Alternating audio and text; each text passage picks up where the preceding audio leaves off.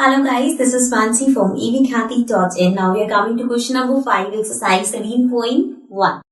So the question says a photograph of a bacteria enlarged 50,000 times attains a length of 5 cm. So कोई एक photograph है bacteria की, उसको जब हम एनलार्ज कर रहे हैं, कैन सी जैसे हम फोटोग्राफ को जूम करते हैं, सो उसको एनलार्ज करने पे 50,000 टाइम्स हम उसको एनलार्ज करेंगे तो वो 5 सेंटीमीटर का आएगा.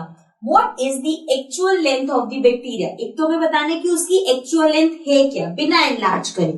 So if the photograph is enlarged 20,000 times, अब वहां पे 50,000 में 5 सेंटीमीटर था, तो पूछ रहे अगर उसे हम 20,000 टाइम्स करेंगे then what would be its enlarged length? तो जो enlarge होगी 20,000 टाइम्स में उसकी लेंथ क्या होगी? So basically यहाँ दो क्वेश्चंस है, एक जिसमें हमें एक्चुअल पूछा है बिना एनलार्ज करे, और दूसरा जिसमें बोल रहे हैं 50,000 की जगह 20,000 टाइम्स एनलार्ज करते हैं तो उसकी लेंथ क्या होगी. So there are two questions.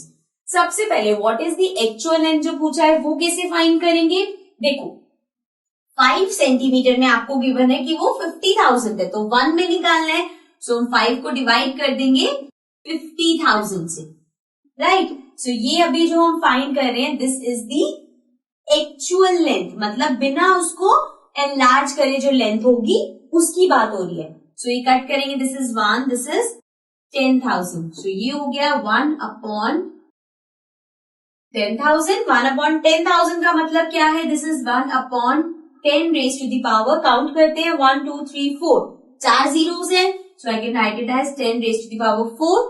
Correct. अब नीचे है ये 1 upon 10 raise to the power 4 है, so I can also write it as 10 raised to the power minus 4, because इसको मैं ऊपर ले तो पावर नेगेटिव हो जाएगी.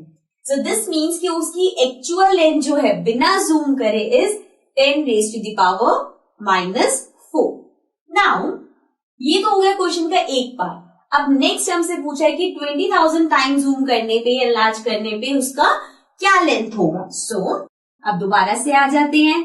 5 सेंटीमीटर लेंथ कब था, या फिर इसको हम उल्टा लिख सकते हैं, जैसे कि 50,000 टाइम्स जूम करने पे उसका लेंथ हुआ 5 सेंटीमीटर, राइट. सो हमें बताना है कि 20,000 टाइम्स अगर जूम करेंगे तो उसका लेंथ क्या होगा. सो सबसे पहले हम आज जो करते हैं that is let the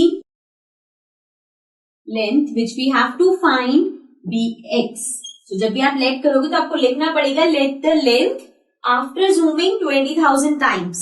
okay, so उसको हमने x लेट कर लिया. सो दिस मीन्स 20,000 टाइम्स के बाद इसका 1 सेंटीमीटर लेंथ होगा. सो अगेन डायरेक्ट प्रपोर्शन है, so we can write it as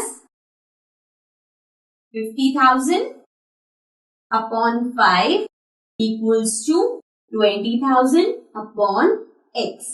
अब क्रॉस मल्टीप्लाई करते हैं, this will be 5 into 20,000 equals to 50,000 into x. अब x फाइंड करना है तो 50,000 भी नीचे भेजना पड़ेगा.